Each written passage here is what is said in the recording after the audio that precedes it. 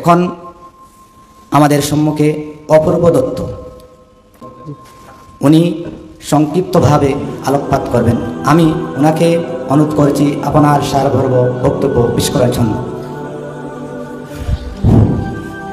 North east India হিফজুল কুরআন ও মক্তব কুরআন মাজিদ পাঠ প্রতিযোগিতামূলক পরীক্ষায় কৃতিত্বের সাথে উত্তীর্ণদের সংবর্ধনা পুরস্কার বিতরণী, আলোকবর্তিকার শুভ উন্মোচন, গুণীজন সম্মাননা প্রদান এবং আঞ্জুমানের তৃতীয় বার্ষিক অধিবেশনের পরম শ্রদ্ধেয় সভাপতি মহোদয়, মঞ্চে উপবিষ্ট প্রধান অতিথি আলহাজ হযরত মাওলানা আবু মোহাম্মদ সুফিয়ান সাহেব, ওনাকে আমার নমস্কার জানাচ্ছি, সালাম জানাচ্ছি।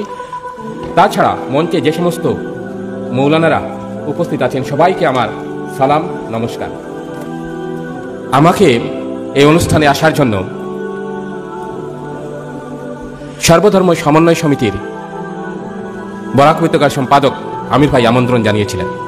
আমার আজ শিলিগুড়ি যাওয়ার কথা, ট্রেনের সময় হয়ে যাচ্ছে, যার জন্য এত গুণীজন থাকা সত্ত্বেও, এত সম্মানিত ব্যক্তি থাকা সত্ত্বেও, পরম শ্রদ্ধ ব্যক্তিত্বরা মঞ্চে উপবিষ্ট থাকা সত্ত্বেও আমাকে দুটো কথা বলার সুযোগ দেওয়ার জন্য আমি আয়োজকদের এবং যে সমস্ত শ্রদ্ধেয় ব্যক্তিত্বরা আছেন তাদের কাছে কৃতজ্ঞ এবং বড়দের কাছ থেকে ক্ষমা চেয়ে নিচ্ছি যে আপনারা মঞ্চে উপবিষ্ট থাকা সত্ত্বেও আমাকে দুটি কথা বলার সুযোগ দেওয়া হয়েছে। এখানে বিভিন্ন সাংস্কৃতিক অনুষ্ঠানে অংশগ্রহণকারীদেরকে পুরস্কার দেওয়া হবে, তোমরা যাতে ভবিষ্যতে বিভিন্ন প্রতিযোগিতায় আরও বেশি করে সফলতা অর্জন করতে পারো। তাছাড়া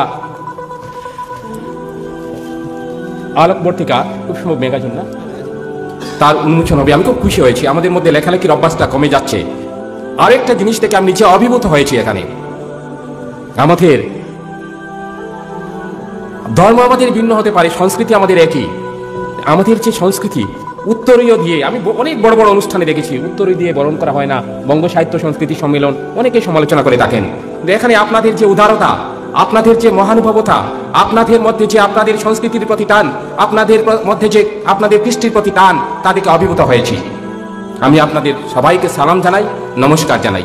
দুটি কথাই বলবো, এই জগতে, এই বিশ্বে যত মানুষ আছে সব মানুষই একই সৃষ্টিকর্তার সৃষ্টি। মানুষের জাত ভিন্ন হতে পারে, বর্ণ ভিন্ন হতে পারে, ধর্ম ভিন্ন হতে পারে, কিন্তু সবাই সৃষ্টিকর্তার সৃষ্ট জীব। কাছেই আমরা মানুষকে ভালোবাসবো, মানুষকে শ্রদ্ধা করব, মানুষকে সম্মান করব।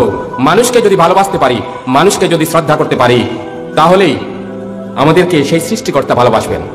আর যদি আমাদের মধ্যে ঘৃণার পরিবেশ থাকে, এই ধর্মের, সে সেই ধর্মের বলে আমরা যদি মানুষকে হিংসা করি, তার মতো পাপ আর হতে পারে না।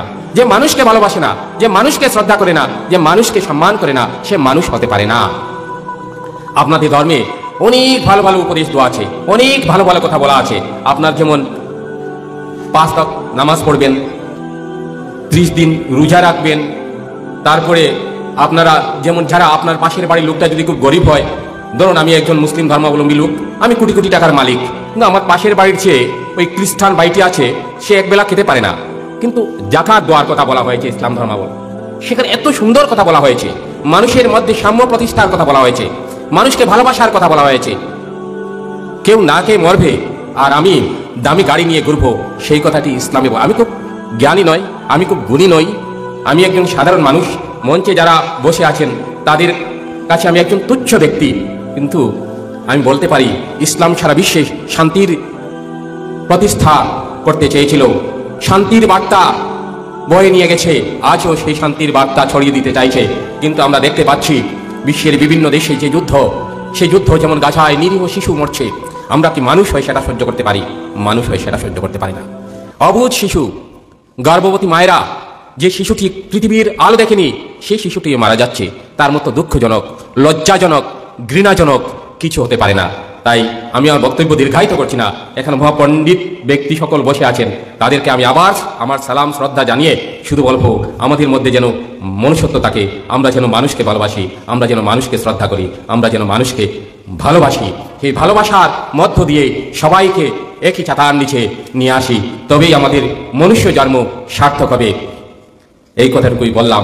সব শেষে বলবো, ভূপেন হাজারিকার সেই গান, মানুষ মানুষের জন্য, জীবন জীবনের জন্য। একথা বলেই সবাইকে নমস্কার জানিয়ে, সালাম জানিয়ে আমার সংক্ষিপ্ত বক্তব্য এখানেই শেষ করলাম। তো স্যার মহাশয়কে উচ্চ অভিনন্দন জ্ঞাপন করি আঞ্জুমানে তাজিমুল কোরআনের পক্ষ থেকে এবং সকল মুসলিম সম্প্রদায়ের পক্ষ। ধন্যবাদ।